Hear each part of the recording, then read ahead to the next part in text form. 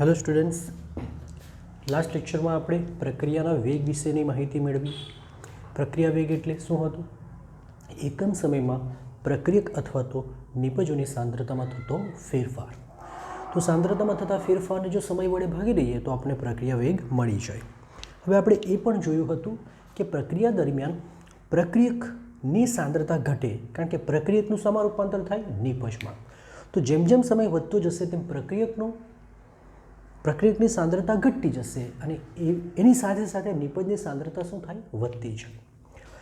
હવે જો આપણે પ્રક્રિયા દરમિયાન આ જે સાંદ્રતામાં થતો ઘટાડો હોય કે સાંદ્રતામાં થતો વધારો હોય એને જો ખૂબ મોટા સમયગાળામાં માપવામાં આવે, કહેવાનો મતલબ એ પ્રક્રિયા શરૂઆત કર્યા બાદ પ્રક્રિયા ચાલુ કરી દઈએ અને પછી આપણે સપોઝ કે 60 મિનિટ બાદ 60 સેકન્ડ બાદ આપણે ફરી સાંદ્રતા માપીએ અને પછી વિચારીએ કે આનો વેગ શું હશે, પ્રક્રિયાનો વેગ શું હશે, તો આપણે વચ્ચે ખૂબ મોટો સમયગાળો આપી દીધો છે.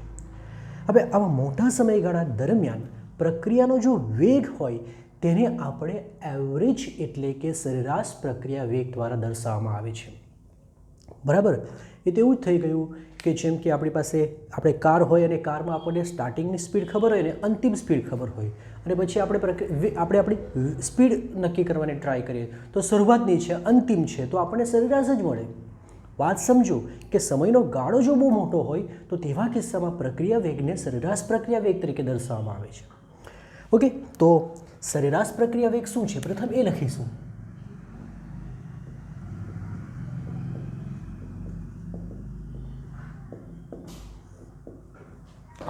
તો સમજો, જો પ્રક્રિયા દરમિયાન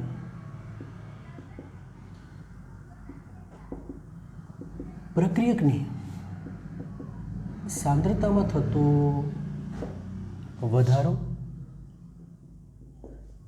પ્રક્રિયકની સાંદ્રતામાં થતો ઘટાડો અથવા નિપજની સાંદ્રતામાં થતું, બોલો શું થશે? પ્રક્રિયકની સાંદ્રતા ઘટે તો નિપજની સાંદ્રતા વધે. નિપજની સાંદ્રતામાં થતો વધારો ખૂબ મોટા સમયગાળા દરમિયાન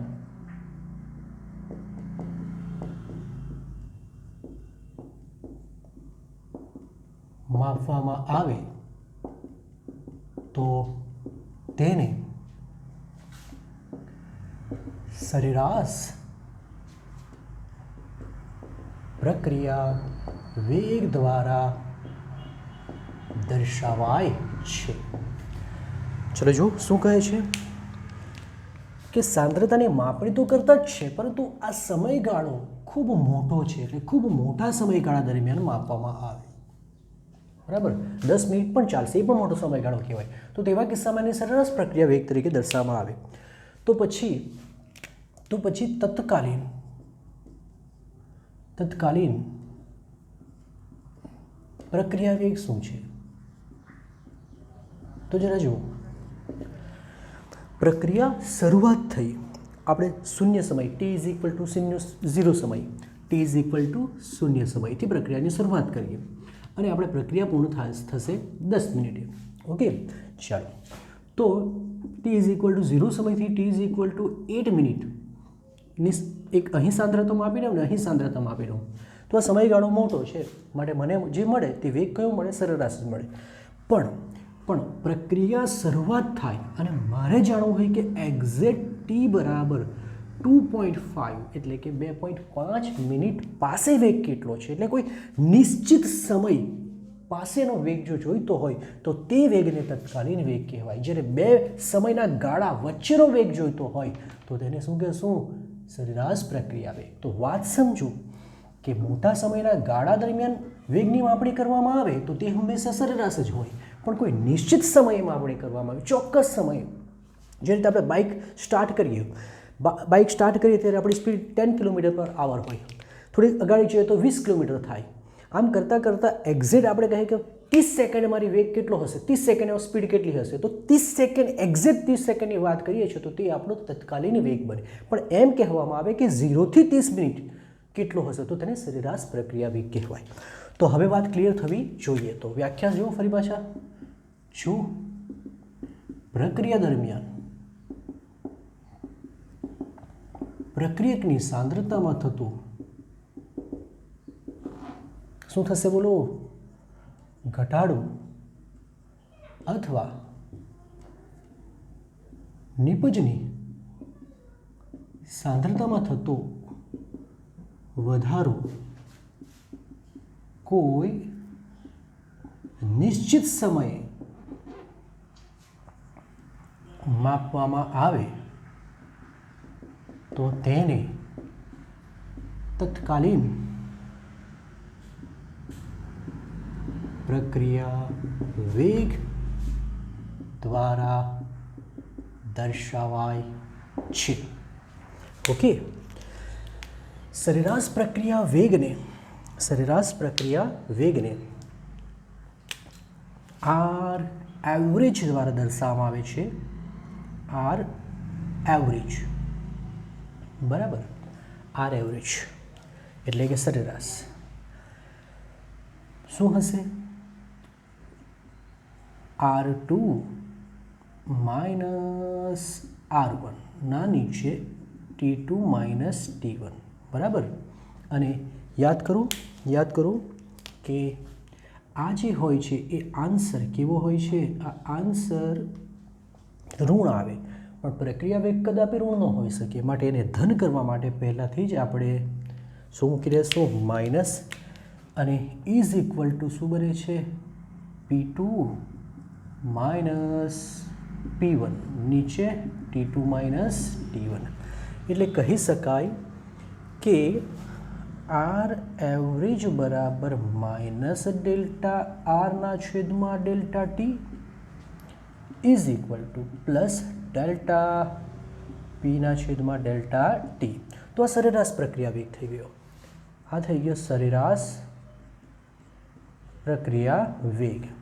હવે એ જ રીતે જો તત્કાલીન પ્રક્રિયા વેગ જોઈતું હોય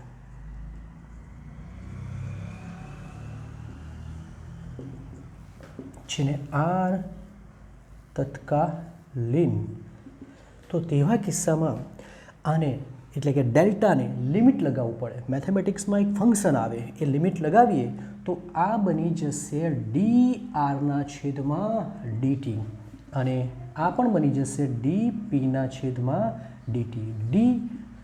ડીના છેદમાં ડીટી એ શું છે? વિકલન. તો એનો મતલબ એ થઈ ગયો કે જો તત્કાલીન હોય તો આપણે આને વિકલનના રૂપમાં દર્શાવવું પડશે. ઓકે, તો આ તત્કાલીન વેગ થઈ ગયો. ચાલો હવે આપણે આ જ બંનેને આલેખ દ્વારા દર્શાવીએ. ચલો, પ્રથમ આલેખ એ છે, પ્રથમ આલેખ દોરીશું સાંદ્રતા વિરુદ્ધ. ધ્યાનથી જુઓ, ફક્ત ને ફક્ત આપણે પ્રક્રિયા કરે નિપજોની સાંદ્રતા વિરુદ્ધ સમયનો આલેખ દોરીશું. ધ્યાનથી જુઓ, શું કરશું બોલો?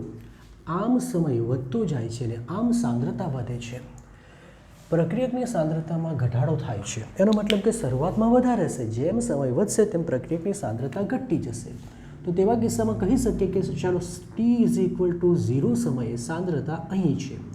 હવે જેમ જેમ સમય વધતો જશે તેમ સાંદ્રતા શું થશે? ઘટતી જશે. અને આપણે શીખી ગયા છે 11th કે અમુક સમય બાદ આ સાંદ્રતામાં થતો ફેરફાર અચળ થઈ જાય, અને એ સ્થિતિ એટલે સંતુલન સ્થિતિ. ચાલો, તો આ કોના માટે થઈ ગયું?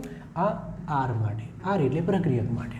હવે તે જ રીતે નિપજની સાંદ્રતામાં શું થાય છે? વધારો થાય છે. તો ટી ઇઝ ઇક્વલ ટુ 0 સમયે એટલે કે પ્રક્રિયા, ઓકે, તો જો ટી ઇઝ ઇક્વલ ટુ 0 સમયે નિપજની સાંદ્રતા 0 છે, કારણ કે નિપજ બન્યો જ નથી, રાઈટ? તો પછી એના માટેનો આલેખ કેવો આવશે? જેમ સમય વધશે તેમ સાંદ્રતા વધતી જશે, અને અમુક સમય બાદ એની સાંદ્રતામાં થતો ફેરફાર કેવો થઈ જશે? અચળ થઈ જશે. આ ખ્યાલ જ હોવું જોઈએ. જે સમયે દરેકની સાંદ્રતામાં થતો ફેરફાર અચળ થઈ જાય એ સ્થિતિને સંતુલન સ્થિતિ કહેવામાં આવે. તમે જોઈ શકો છો કે જેટલો આ નીચે તરફ વળેલો છે, મતલબ કે એનો નીચે તરફ જેટલો વળાંક છે આનો પણ એવો જ વળાંક છે. તો એ શું દર્શાવે છે? એ દર્શાવે છે કે આની સાંદ્રતામાં થતો ઘટાડાનો દર અને આની સાંદ્રતામાં થતો વધારાનો દર કેવો છે? સમાન હોય છે.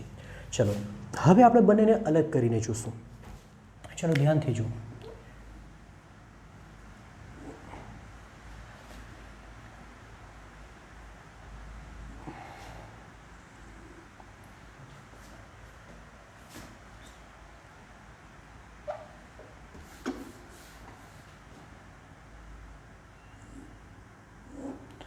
ઓકે, ચલો ધ્યાનથી જુઓ.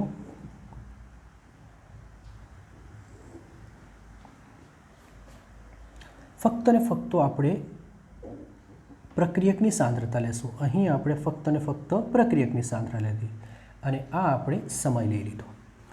શું છે આલેખ? આમ આવે છે, રાઈટ. ધારો કે આ એક T1 સમય છે. T1 સમયે સાંદ્રતા કેટલી છે? તો T1 સમયે સાંદ્રતા તમે જોશો તો લગભગ આટલી દેખાય છે. અહીં T1 છે તો આ થઈ ગઈ T1 સમયે મળેલી સાંદ્રતા, જેને આપણે R1 કહી દઈએ. અમુક સમય બાદ, સપોઝ કે અહીં એટલે કે T2 સમય બાદ સાંદ્રતા કેટલી થાય? સાંદ્રતા ઘટીને આટલી થઈ જાય છે, એટલે કે આ થયું R2, રાઈટ. ઠીક છે, તો આ R2 થઈ ગયું. હવે આના માટે આપણે અહીં લખીશું, મારે R એવરેજ જોઈએ છે, એટલે કે સરેરાશ જોઈએ છે. તો સૂત્ર શું હતું? માઇનસ R2 માઇનસ R1 ના નીચે શું હશે? T2 minus T1. ઠીક છે, જેને આપણે માઇનસ ડેલ્ટા આરના છેદમાં ડેલ્ટા ટી વડે દર્શાવેલો. ઓકે, હવે જુઓ. હવે આપણે શું જોઈએ છે? હવે આપણે એક્ઝિટ આ પોઈન્ટ પાસે વેગ જોઈએ છે. એનો મતલબ કે કોઈ નિશ્ચિત સમયે મને વેગ જોઈએ છે. એ વેગ એટલે કયો વેગ બને? એ વેગ બને તત્કાલીન પ્રક્રિયા વેગ. તો એ કેવી રીતે મેળવી શકાય? તો એના માટે આપણે શું કરવું પડશે? આ જે આલેખ છે એને આપણે સ્પર્શક દોરવો પડશે, જે આ બિંદુને સ્પર્શીને જતો હોય આ રીતે. અને સ્પર્શક દોર્યા બાદ આપણે એનો ઢાળ લેવો પડશે. આપણે એનો શું લેવો પડશે? ઢાળ. અને આ ઢાળનું મૂલ્ય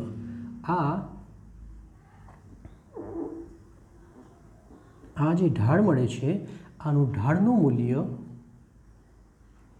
એક્ઝેક્ટ તમારા માઇનસ dr/dt એટલે કે કયા બરાબર હોય છે? તત્કાલીન પ્રક્રિયા વેગ બરાબર હોય છે. અહીં ઢાળ તમને ઋણ મળશે, કારણ કે ઉપરથી નીચે તરફ આવે છે રેખા. ઓકે, ચાલો. તો ઢાળ બરાબર શું થશે? તો R તત્કાલીન બરાબર શું થશે? ઢાળનું મૂલ્ય બરાબર થશે અને એ એક્ઝેક્ટ કોના બરાબર થશે? તો dr/dt. એ જ રીતે આપણે હવે કોના માટે આલેખ દોરીશું? તો આપણે હવે પ્રક્રિયકની સાંદ્રતા જોઈ ગયા. હવે આપણે નિપજની સાંદ્રતા વિરુદ્ધ સમયનો આલેખ દોરીએ. બોલો, આલેખ કેવો આવશે? નીચેથી ઉપર જશે, આમ જશે. અમુક સમય બાદ સાંદ્રતા અચળ થઈ જશે. ધારો કે T1 સમયે એની સાંદ્રતા કેટલી છે? P1. અને પછી કોઈક બીજા સમયે જેમ કે T2 સમયે એની સાંદ્રતા કેટલી થઈ જાય છે? P2, right. તો આના માટે સરેરાશ વેગ કેટલો થશે? તો એના માટે સરેરાશ વેગ R એવરેજ બરાબર P2 માઇનસ P1 થશે ના છેદમાં T2 માઇનસ T1, જે એક્ઝેક્ટ કોના બરાબર થશે? ડેલ્ટા P ના છેદમાં ડેલ્ટા T. પણ ફરી પાછો પ્રશ્ન એ થશે કે મારે તત્કાલીન વેગ જોઈતો તો શું? આ સમયે લગભગ આ જે T સમય મળે છે, કોઈ પણ સમય છે, આ કોઈ પણ સમય લઈ લે, આ સમયે તત્કાલીન વેગ જોઈએ તો શું કરવું પડે? આપણે આને શું દોરવું પડે? સ્પર્શક દોરવો પડે. અને એ સ્પર્શકનો શું લેવું પડશે? ઢાળ લેવો પડે. મતલબ જે તે બિંદુ પાસે ઢાળ લેવો પડે. તો આ ઢાળનું જે મૂલ્ય આવતું હશે એ એક્ઝેક્ટ તમારો તત્કાલીન વેગનું મૂલ્ય આપે છે. તો સમજી લ્યો કે R તત્કાલીન બરાબર અહીં ઢાળ કેવો મળશે પ્લસ અને એક્ઝેક્ટ કોના બરાબર થશે પ્લસ ડીપીના છેદમાં ડીટી બરાબર થાય છે. ઓકે, તો શું સમજ પડી કે સરેરાશ વેગ માટે સમયનો ગાળો લેવો પડે, પરંતુ તત્કાલીન વેગ કોઈ નિશ્ચિત સમયે જ મળે અને તેના માટે આપણે આલેખને જે તે બિંદુ આગળ શું દોરવું પડે, સ્પર્શક દોરી તેનું શું લેવું પડે, ઢાળ લેવો પડે. પ્રક્રિયક માટે ઢાળ ઋણ મળે અને નિપજ માટે ઢાળ હંમેશા કેવો મળશે, ધન મળશે. ઓકે, કોપી કરો. ઓકે, સરેરાશ વેગ પર આધારિત આપણે એક એક્ઝામ્પલ લઈ લઈશું, દાખલો લઈ લઈશું.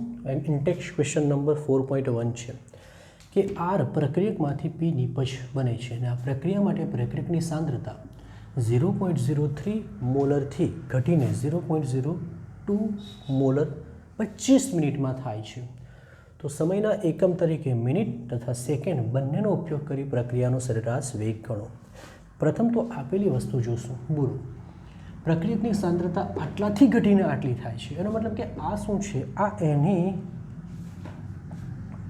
પ્રારંભિક સાંદ્રતા કહેવાય અને પ્રારંભિક સાંદ્રતાને આપણે R1 કહેતા છે. મૂલ્ય 0.03 મોલર છે. જ્યારે અંતિમ સાંદ્રતા બોલો R2 કહીએ, બરાબર, અને તે વેલ્યુ 0.02 મોલર છે, 0.03 અને આ 0.02 મોલર છે. સમય તમને 25 મિનિટ આપેલો છે. 25 મિનિટને જો સેકન્ડમાં રૂપાંતર કરવું હોય તો 60 વડે શું કરો, ગુણી કાઢો, જે તમારી થશે 1500 સેકન્ડ થશે. હવે આપણે સરેરાશ વેગ શોધવાનો, એકવાર સેકન્ડમાં અને એકવાર મિનિટમાં. તો સરેરાશ વેગનું સૂત્ર શું છે, આર એવરેજ બરાબર સૂત્ર શું છે બોલો, ડેલ્ટા આરના છેદમાં ડેલ્ટા ટી. આ માઇનસ આના માટે લખવામાં આવે છે, યાદ છે ને, કારણ કે આ જે તફાવત આવવાનો છે તે ઋણ છે અને એ ઋણ હોય તો પછી વેગ બી ઋણ આવે, પણ વેગ ઋણ ન હોય શકે માટે એને ધન કરવા માટે પ્રથમ જ આપણે માઇનસ કરી દઈશું. અને આનો મતલબ શું થતો હોય છે, આનો મતલબ થાય અંતિમ એટલે કે R2 ને પ્રારંભિક એટલે કે R1 ભાગ્યા T2 માઇનસ T1. ચાલો બોલો, R2 કેટલા છે, 0.02 માઇનસ 0.03 અને નીચે કેટલા લઈ લેશું, નીચે આવશે 1500 સેકન્ડ. પ્રથમ આપણે સેકન્ડમાં શોધવાના છે. ઓકે, તમે આનું બાદબાકી કરશો તો માઇનસ આવશે, માઇનસ માઇનસ પ્લસ થશે અને જે હશે તેને ભાગી કાઢો તો જવાબ તમારો 6.67 ઇન્ટુ 10⁻⁻6ની આસપાસ આવશે. ટ્રાય કરી જોજો, બરાબર. એકમ શું આવે, સાંદ્રતાનો એકમ શું, સોરી વેગનો એકમ શું, સાંદ્રતા પ્રતિ સમય. અને સાંદ્રતાનો એકમ શું આવે, યાદ કરો, મોલ. પછી લીટર એટલે મોલ લીટર ઇનવર્સ. પછી અહીં સેકન્ડ છે માટે સમયનો એકમ આવશે સેકન્ડ ઇનવર્સ. ક્લિયર? ઓકે, હવે આ જ વસ્તુને આપણે શામાં ગુણાકાર કરીએ, મિનિટમાં. તો શું કરવાનું બોલો, શું કરીશું આપણે આને, તો આર એવરેજ 25 હતા તો આને તમારે 25 વડે ભાગવાનું રહેશે. એટલે કે જોવા જઈએ તો આને 25 વડે ભાગો, અથવા તો શું કરશો, જો કે 1500નો મતલબ થાય 25 ગુણ્યા 60, રાઈટ. તો એનો મતલબ કે 25 અને 60 છે તો ઉપર આપણે 60 વડે ગુણી કાઢીએ તો 60 કેન્સલ થઈ જશે, એટલે રહેવાના કેટલા, 25. તો એનો મતલબ કે આવેલા જે જવાબ છે એને જો તમે 60 વડે ગુણી કાઢશો તો ડેફિનેટલી પેલા 1500માંથી 60 કેન્સલ થઈ જવાના અને નીચે 25 જ રહેશે, એટલે જવાબ ડાયરેક્ટ મિનિટમાં જ આવશે. તો કહેવાનો મતલબ એ થઈ ગયો કે આ જે હશે તે આનો ગુણાકાર કરજો, જવાબ આવશે 400.2 ઇન્ટુ 10⁻⁻6. હજુ 2 પોઈન્ટ કાપીએ તો ઇન્ટુ 10⁻⁻4 મોલ લીટર ઇનવર્સ, અને હવે થઈ જશે મિનિટ ઇનવર્સ. અહીં જરા સમજી લેજો શું કર્યું આપણે, 1500નો મતલબ શું થાય, 25 ગુણ્યા 60, તો એને મેં 60 વડે ગુણી કાઢું, 60 કેન્સલ, નીચે 25 એટલે મિનિટમાં જ રહેવાનું. એટલો મતલબ કે આ જે જવાબ હતો તેને આપણે 60 વડે ગુણી કાઢ્યા. ઓકે, તો આ તમારો આન્સર 1 મિનિટમાં અને 1 સેકન્ડમાં. ક્લિયર? કોપી કરો. ઓકે, તો હવે આપણે પ્રક્રિયા વેગનું ગાણિતિક નિરૂપણ જોશું. પ્રથમ તો શા માટે જરૂર પડે છે આની તે ચર્ચા કરીશું. તો 2 ઉદાહરણ લઈ લઈએ. ચલો જુઓ, આ એક ઉદાહરણ છે કે જેમાં કેલ્શિયમ કાર્બોનેટ, સમજો બરાબર, કેલ્શિયમ કાર્બોનેટનું વિઘટન થાય છે અને કેલ્શિયમ ઓક્સાઇડ અને કાર્બન ડાયોક્સાઇડ મળે છે. સમીકરણને સંતુલિત કરો તો સમીકરણ સંતુલિત જ છે. હવે તમે જોઈ શકો છો કે અહીં પ્રક્રિયકના મોલ કેટલા છે? 1. નિપજના મોલ કેટલા મળે છે? 1. આ પણ કેટલા છે? 1. તો એનો મતલબ એ છે કે પ્રક્રિયકની સાંદ્રતામાં જેટલો ઘટાડો થાય નિપજની સાંદ્રતા પણ એટલી જ વધે, કારણ કે બંનેના મોલ કેવા છે? સમાન છે. તો અહીં થતો ફેરફાર આની સાંદ્રતામાં જેટલો ઘટાડો થાય છે નિપજની સાંદ્રતામાં એટલો જ વધારો થાય છે. માટે બંનેના પ્રક્રિયા વેગ બંને એટલે કે પ્રક્રિયક પરથી મેળવેલો વેગ અને નિપજ પરથી મેળવેલો વેગ કેવો બને? સમાન જ હોય છે. બરાબર. પરંતુ એક બીજી પ્રક્રિયા લખું છું. અહીં આપણે NH3 ના વિઘટનની પ્રક્રિયા જોઈશું. H2 છે, બરાબર, આ 2 ટાઈમ. હવે તમે જુઓ કે આ સમીકરણ સંતુલિત છે. અહીં 2 મોલ છે, અહીં 1 મોલ છે અને અહીં 3 મોલ છે. તો એનો મતલબ શું થશે કે જ્યારે 2 મોલ અમોનિયા વિઘટન પામે ત્યારે 1 મોલ શું મળે? નાઇટ્રોજન અને 3 મોલ હાઇડ્રોજન મળે. તો અહીં એમોનિયાના ઘટાડાનો દર અને નાઇટ્રોજનના બનવાનો દર સમાન હશે નહીં. એમોનિયાના ઘટાડાના દર કરતાં નાઇટ્રોજનના બનવાનો દર અડધો હશે. તો આવા કિસ્સામાં કે જ્યારે બંનેની સાંદ્રતામાં થતો ફેરફાર, પ્રક્રિયક અને નિપજન બધા પદોની સાંદ્રતામાં થતો ફેરફાર સમાન ન હોય તેવા કિસ્સામાં આપણે આ પદોને પણ ધ્યાનમાં લેવા પડે. મતલબ કે આ તત્વ યોગમિતીય ગુણકોને પણ ધ્યાનમાં લેવા પડે અને એને જ આપણે ગાણિતિક નિરૂપણ સ્વરૂપે દર્શાવીશું. સમજો શું કહ્યું અહીં કે અહીં એમોનિયાના ઘટાડાનો દર કરતાં નાઇટ્રોજનના બનવાનો દર અડધો થઈ ગયો, અથવા ઉલટું કહી શકીએ નાઇટ્રોજનના બનવાના દર કરતાં એમોનિયાના ઘટાડાનો દર કેવો છે? બમણો છે. મતલબ કે બંનેના પરથી મળેલો વેગ સમાન હોતો નથી. તો તેને સમાન કરવા માટે આ પદોને પણ ધ્યાનમાં લેવા પડે છે અને આપણે તે જ જોવાના છે. ચાલો, ગાણિતિક સ્વરૂપ જ છે. એવી પ્રક્રિયા કે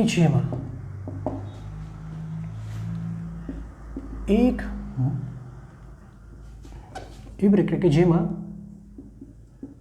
પ્રક્રિયક અને નિપજના મોલ સમાન હોય અથવા તો 1 હોય. સમાન હોય તો 1 હોય બી કહી શકીએ ને, 1 હોય એવું કંઈ લઈ લઈએ. દાખલા તરીકે પ્રક્રિયા છે R માંથી બને છે P. તો એનો વેગ કેવી રીતે દર્શાવાય? તો એનો વેગ R બરાબર -dr/dt અને પ્લસ dp/dt. આ તો જોઈ ગયા આપણે, બરાબર, કારણ કે બંનેના અંકો કેવા છે? સમાન જ છે. ધારો કે આ 1 હોય તો આ 1, આ 2 હોય તો આ 2. તો તેવા કિસ્સામાં બંનેની સાંદ્રતા પરથી મળેલો વેગ કેવો હોવાનો? સમાન જ હોવાનો. પરંતુ હવે આપણે એવી પ્રક્રિયા લઈએ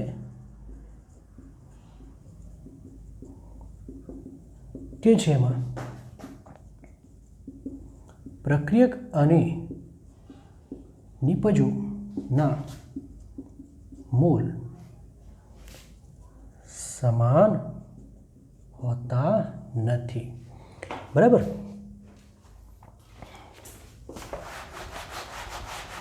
ચાલો, એવું એક ઉદાહરણ લઈ લઈએ. એ ઉદાહરણ છે N2O5 નું વિઘટન કરીશું NO2 + O2માં. બરાબર.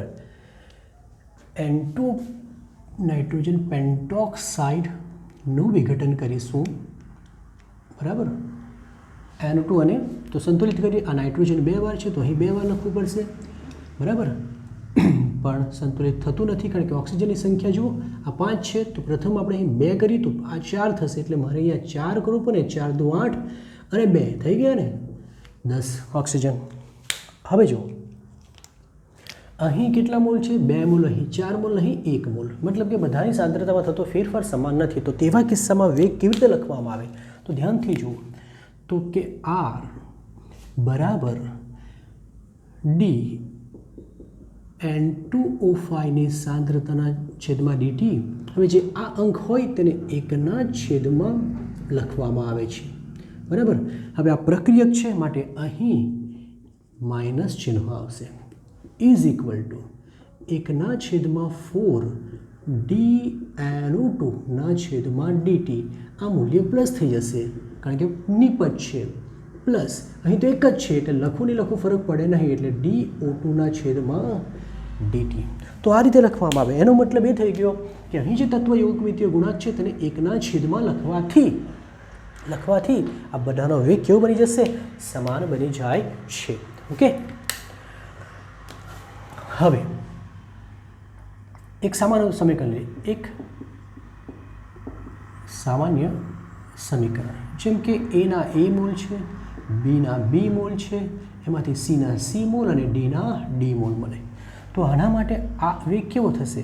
પ્રક્રિયા વેગ કેવો થશે? તો એના માટે શું લખીશું બોલો? -1/a અને d એના છેદમાં dt.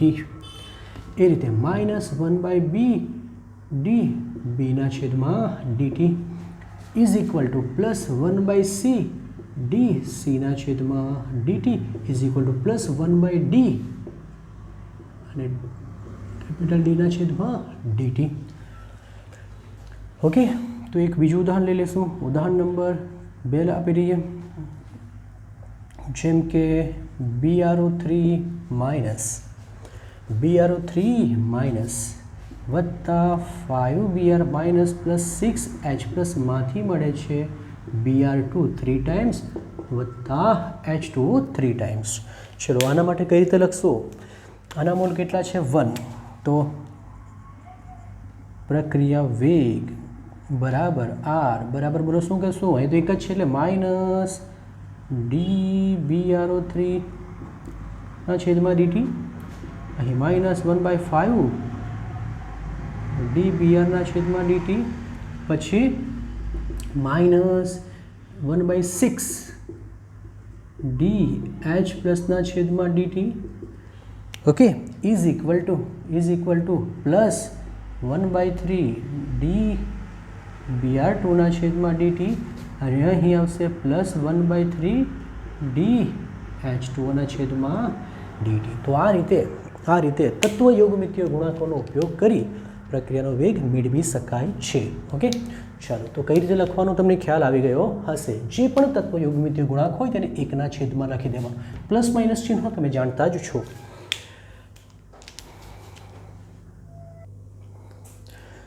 ઉદાહરણ નંબર 4.2. CCl4માં N2O5નું 318 કેલ્વિન તાપમાને વિઘટન દ્રાવણમાં N2O5ની સાંદ્રતાનું નિયંત્રણ કરીને અભ્યાસ કરવામાં આવે છે. સમજો કે CCl4 દ્રાવક છે, પ્રક્રિયામાં ભાગ લેશે નહીં. પ્રક્રિયક તો આપણો N2O5 છે અને એનું વિઘટન થાય છે. સમીકરણ નીચે આપેલું છે એટલે કન્ફ્યુઝ ના થતા. CCl4 દ્રાવક છે. પ્રારંભમાં N2O5ની સાંદ્રતા આટલી છે, જે 184 મિનિટમાં ઘટીને આટલી થઈ જાય છે. તો સરેરાશ વેગને આપણે કલાક, મિનિટ, સેકન્ડમાં શોધવાનું છે. પહેલાં આટલું જોઈએ, પછી જોઈએ ગાડી. આપણી પાસે સમીકરણ છે, જો આ સમીકરણ આપેલું છે. તો પ્રથમ એ કહો મને કે આ સમીકરણ પરથી R એવરેજ શું મળશે? R એવરેજ બરાબર શું મળશે? 1/2. બોલો 1/2 પછી ડેલ્ટા N2O5 ના છેદમાં શું આવશે? Delta T. અહીં પ્લસ 1/4 પછી ડેલ્ટા NO2 ના છેદમાં ડેલ્ટા ટી અને અહીં પ્લસ ડેલ્ટા O2 ના છેદમાં ડેલ્ટા ટી. હવે પ્રશ્ન એ છે કે આમાંથી કયો પદ ઉપયોગ થાય? તો જે પદ માટે સાંદ્રતાનો ફેરફાર આપેલો હોય તે જ વપરાય. તો અહીં તમે જોશો કે N2O5ની સાંદ્રતાનો ફેરફાર આપેલો, એટલે આપણે ફક્ત ને ફક્ત આ પદનો ઉપયોગ કરીશું. વાત સમજ પડી? ઓકે, લખી દઈએ કે N2O5ની શરૂઆતની સાંદ્રતા બોલો કેટલી આપેલી છે? 2.33 મોલર. અંતિમ સાંદ્રતા કેટલી આપેલી છે? તો 2.08 મોલર. અને સમય કેટલો આપેલો છે? અને સમય લખી દેશું, અને સમય આપેલો છે 184 મિનિટ, જેને 60 વડે ગુણી કાઢો તો એક લગભગ આટલી સેકન્ડ થશે. ઓકે, ચાલો હવે પ્રથમ આપણે સેકન્ડમાં મેળવીએ, ત્યારબાદ મિનિટમાં, અને ત્યારબાદ તો જો આર એવરેજ પદ કયું લેવાનું? આ જ. કારણ શું છે? કારણ એ છે કે સાંદ્રતામાં જે તફાવત છે N2O5નો જ આપેલો છે, આમનો આપેલો નથી. જો આમનો આપેલો હોય તો આનો યુઝ કરી શકતે. -1/2 ડેલ્ટા N2O5 ના છેદમાં ડેલ્ટા T. હવે આનો મતલબ શું થાય? આનો મતલબ થશે કે અંતિમ સાંદ્રતા માઇનસ પ્રારંભિક સાંદ્રતા થાય કે નહીં, ના છેદમાં ડેલ્ટા ટી. ડેલ્ટા ટી તો એક જ છે, 0 થી 184 મિનિટની વાત કરીએ. 184 મિનિટમાં એનો મતલબ કે 0 થી 184 મિનિટ, એટલે આ તો ફિક્સ જ આવવાનું, આ આટલી જ સેકન્ડ આવશે. ક્લિયર? કિંમત મૂકી દઈએ માઇનસ, તો આ કિંમત કેટલી છે? 2.08 માઇનસ 2.33 ના છેદમાં 11040. તમે આનો જવાબ લાવશો તો એ જવાબ તમને 1.13 × 10⁻⁻5 જેટલો મળશે. એકમ શું હશે?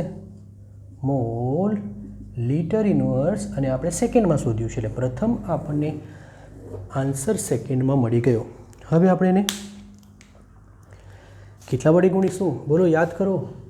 એને આપણે 60 વડે ગુણીએ તો આર, એને આપણે 60 વડે ગુણશું તો એ જવાબ 6.78 × 10⁻⁴ થશે. 60 વડે ગુણવાથી આ શું બની ગયું હશે? મોલ પ્રતિ લિટર પ્રતિ મિનિટ ઇન્વર્સ. તો આ બીજો જવાબ મળી ગયો. શામાં મળી ગયો? મિનિટમાં 60 વડે ગુણવાનું. હવે મિનિટને 60 વડે ગુણીએ તો શામાં રૂપાંતર થશે? કલાકમાં. તો તેવા કિસ્સામાં આને 60 વડે ગુણવાથી એ જવાબ આવશે 4.068 × 10⁻² મોલ પર લિટર ઇન્વર્સ અને કલાક ઇન્વર્સ. તો આ બીજો પણ આન્સર મળી ગયો. ક્લિયર? હવે ખૂબ અગત્યનું પદ આવે છે કે આ સમય દરમિયાન N2Oના ઉત્પાદનનો દર કેટલો? આ શું છે N2Oના ઉત્પાદનનો દર? તો જુઓ જરાક, અહીં N2O5નો વિઘટનનો દર કહેવાય, અને N2O નિપજ હોવાથી એનો બનવાનો એટલે કે એનો ઉત્પાદનનો દર કહેવાય. તો આ અને આ તો સમાન જ થવાના. જે રીતે આ બરાબર આ થશે તે રીતે આ બરાબર પણ આ થશે. તો હવે આપણે શું લખીશું? જ્યારે ધ્યાનથી જોજો. R બરાબર 1/4. એક કામ કરીશું, 1/4 ડેલ્ટા NO2 ના છેદમાં dt બરાબર શું લખાય? R. પ્લસ જ છે, આ ચિહ્ન તો કેવું છે? પ્લસ જ છે. અને આરની કિંમત બી આપણી પાસે છે જ. બોલો, આરની કિંમત કેટલી છે? 1.13 × 10⁻⁵. ક્લિયર? પણ આ પદ હોવાથી આખું પદ કંઈક N2Oના ઉત્પાદનનો દર નથી બતાવતો. આપણે N2ના ઉત્પાદનનો દર જોઈતો હોય તો માત્ર ને માત્ર આટલું પદ જોઈએ. એનો મતલબ એ તો એ થઈ ગયો કે અહીં પ્રક્રિયાનો વેગ એ આના ઉત્પાદનના વેગ કરતાં 4/4 ભાગનો છે. તો આ 4ને ઉપર લઈ જવું એટલે ના છેદમાં delta T is equal two 1.13 × 10⁻⁵ × 4. અને આ જવાબ 4.52 × 10⁻⁵ આવશે. અને એકમ તો તે જ હોવાનો, મોલ લિટર ઇન્વર્સ અને સેકન્ડ ઇન્વર્સ.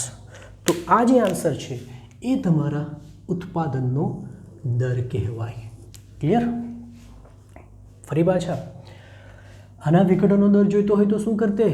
આને 2 વડે ગુણી કાઢતે. તે રીતે આના ઉત્પાદનનો દર જોઈતો હોય તો આને 4 વડે ગુણી કાઢવાનો. એટલે જે પ્રક્રિયા વેગ છે તેને 4 વડે ગુણવાથી ફક્ત ને ફક્ત આપણને કોનું NO2 ના ઉત્પાદનનો દર મળે છે. નેક્સ્ટ પ્રક્રિયા આપેલી છે 2a માંથી નિપજ. તો એના માટે r બરાબર શું બનશે? -1/2 ડેલ્ટા એના છેદમાં ડેલ્ટા ટી. એની સાંદ્રતા 10 મિનિટમાં એટલે t બરાબર 10 સેકન્ડમાં, એટલે કે શરૂઆતની સાંદ્રતાને 1 કહીએ તો તે આપેલી છે 0.5 મોલર. જે અંતિમ સાંદ્રતા એટલે 2 કહીએ તો 0.4 મોલર. તો વેગ ગણવા કહે છે. બોલો અહીં શું કરીશું? 1/2 A2 માઇનસ A1 ના છેદમાં 10 મિનિટ. તો મિનિટમાં રાખો તો 10 વડે રાખો. -1/2 અહીં આવશે 0.4 અને 0.5 ના છેદમાં 10. માઇનસ તો પ્લસ થયા. ઉપર 0.1 હશે ભાગ્યા 2 અને બીજા 10. 0.5 ભાગ્યા 10 આવશે. 0.05 ભાગ્યા 10 એટલે જવાબ 0.005 આવશે. તો આ કિસ્સામાં તમારો r બરાબર 0.005 મોલ લીટર ઇન્વર્સ અને મિનિટમાં જ રાખેલા હતા એટલે મિનિટ ઇન્વર્સ આવશે. ઓકે, કોપી કરો.